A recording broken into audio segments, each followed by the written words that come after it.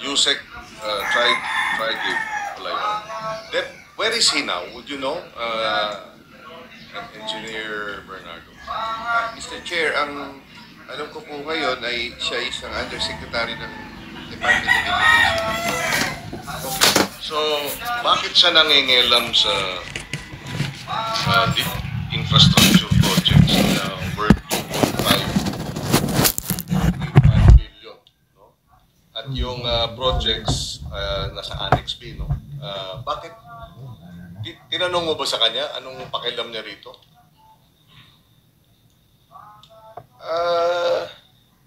Hindi po, basta na-offeran lang po ako ng mag-submit ng listahan. So, ako naman po, Mr. Chair, yun naman pong listahan. Kung mag-submit ka man po at hindi naman po talaga in effect lumabas, so wala naman pong yun eh. Wala naman pong effect. So, yun lang po, Mr. Chair. Nakilala ko lang po siya noon.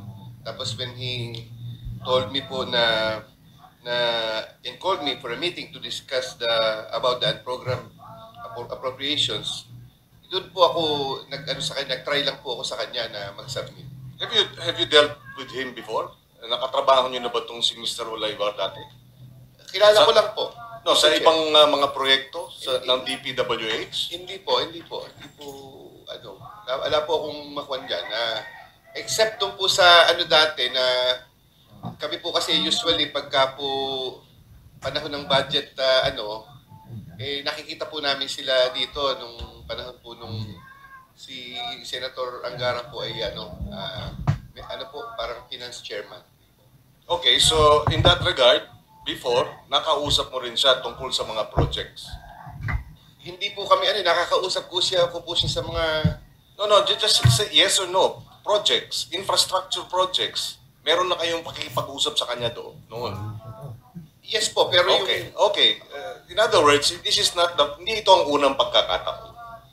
I am trying to establish some level of consistency, di ba? Yung involvement niya. So you are confirming this is not the first time you have discussed with him matters regarding matters referring to infrastructure projects. Yes or no? You said yes. Yes, okay. Now, anong pagkaintindi mo dito sa boss, 15 yan? Hindi ka na nag-elaborate. Ibig sabihin, alam mo no, na yan ang gawi. Diba? So, kung you dealt with him before, at alam mong yun ang gawi, naintindihan mo na. No? Boss, 15 yan. Tama? Mr. Chair, sa term po kasi sa amin, yung 15, parang we refer po the percent. So, yes, exactly. Kaya nga. So, in other words, meron ka ng pagkakataon na nagkausap kayo tungkol sa porsyento dati, at ito, maliwanag, 15 yan. 15 ng 2.85 billion, tama ba yan, yung kabuuan? Yes po, Mr. Chair. Kanino daw pupunta yung kabuuan na 15, yung 15 yan? Hindi ko na po alam kung saan niya, nabanggit lang po niya sa Office of the Executive Secretary. Which dinedeny ngayon ng Executive Secretary. That was a public statement. So your assumption was Executive Secretary dahil yun ang sinabi niya? Yes po, Mr. Chair. Hindi ko naman po nakausap ang Executive Secretary. Okay. So that's why gusto natin siyang maimbitahan dito para magpaliwanag.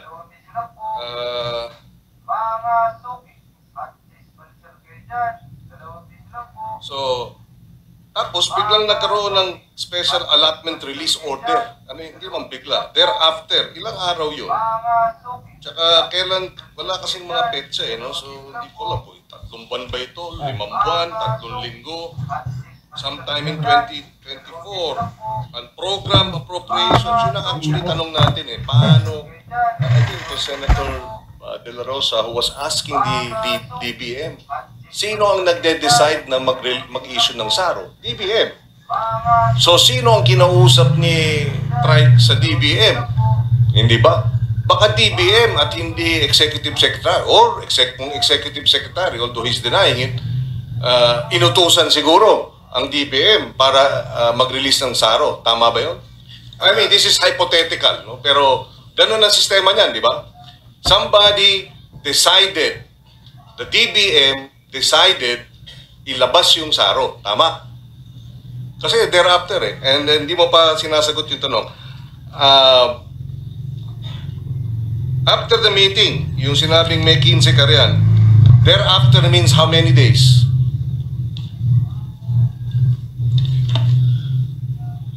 Doon po, pagkaraan po nung meeting namin noon ay ilang araw lang po.